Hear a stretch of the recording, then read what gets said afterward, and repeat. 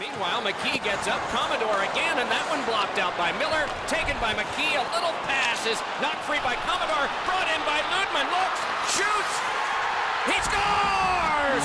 Lydman, 3-1.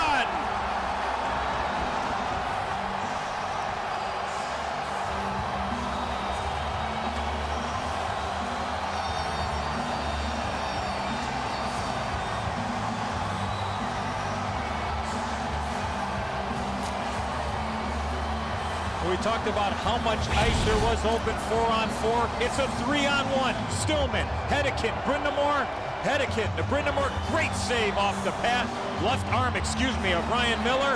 And here comes Toni Lydman. Backhand, forehand beats Martin Gerber. 1 goal in the regular season. His first goal of the playoffs. And our Smirnoff Ice goal cam. What a move by Lydman. And Buffalo now leads by 2. And we're going to have a goaltending change by Peter Laviolette.